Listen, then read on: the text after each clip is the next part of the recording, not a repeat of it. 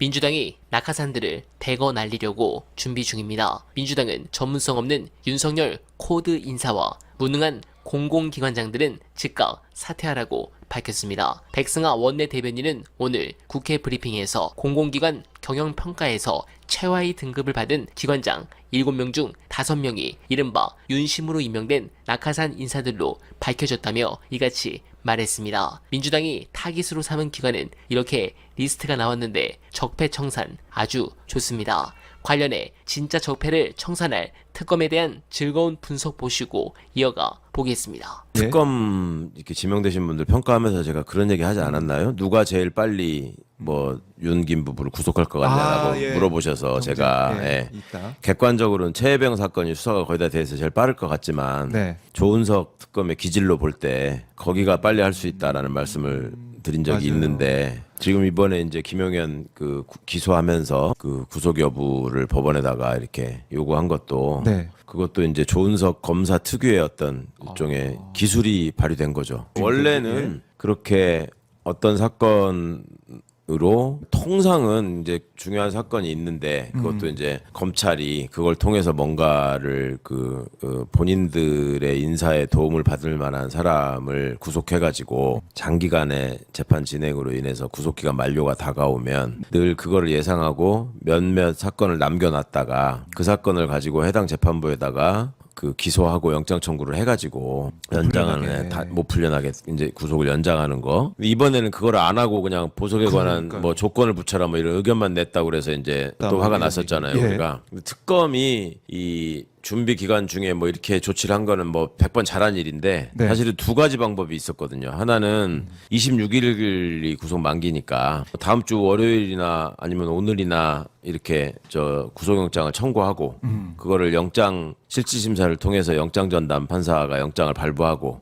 그래서 그 집행 일시를 26일로 기재해가지고 구치소에서 풀려나려고 그 하는 날 구치소에 전달해가지고 바로 못 나오게 하는 방법도 있거든요. 근데 그렇게 하지 않고 특검이 바로 기소를 하면서 곧바로 기소를 하면서 구속 여부를 구속을 해달라고 촉구하는 의견서를 법원에 냈단 말이죠. 이거는 법적으로 따지면 기소를 해버리면 그 다음에는 영장 청구할 권한이 특검에는 검찰에는 없어지는 거예요.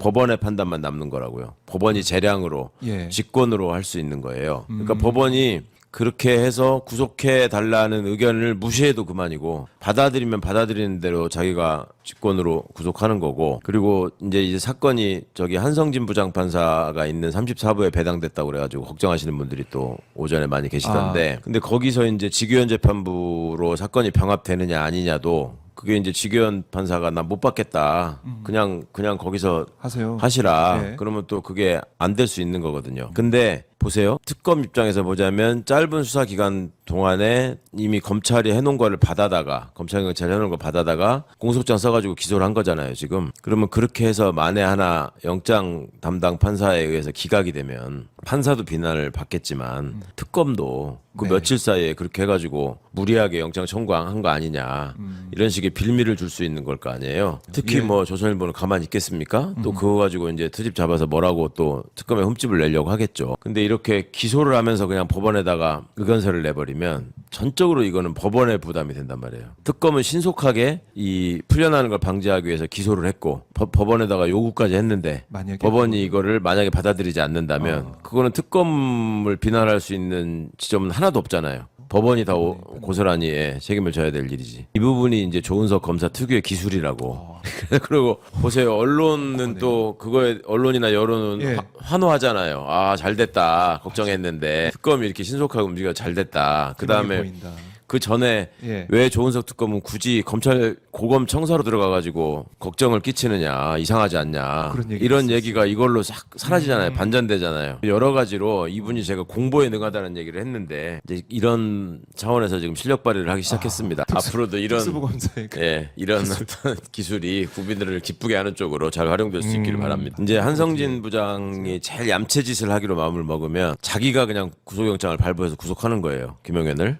그러고서 사건은 저 직위원 재판부에다가 병합해서 거기서 재판하라고 던지는 거예요. 네, 공감합니다. 김용현 뿐만 아니라 앞으로 이진우 전 수도방위 사령관, 여인영 전 방척 사령관의 구속기한이 30일 만료되는 것을 비롯해 이어 박안수, 문상호, 김봉식, 노상원 등의 구속기한이 각각 만료됩니다. 이들에 대해서도 별다른 조처가 없으면 그냥 일단 풀려나게 됩니다. 따라서 특검이 이들에 대해서도 이번과 비슷한 추가 기소를 통한 구속기간 연장을 추진할 것으로 예상됩니다. 다만 이들에 대해서도 현재 재판받고 있는 사건과 다른 범죄 혐의를 적용해야 하는데 이들 각자의 혐의 범위가 달라 모두에게 각각의 추가 기소 혐의를 찾아야 합니다. 정말 내란 사태를 진압하기가 너무 힘들고 우리 이재명 대통령은 정말 힘든 시점에 취임하셨습니다. 인수위도 없이 고생을 하시는데 꼭 퇴임 때 성공한 정부로 박수를 받고 역사에 오래오래 훌륭한 대통령으로 남으시길 진심으로 기원하며 어나바는 내일도 최선을 다하겠습니다. 여러분 고맙습니다.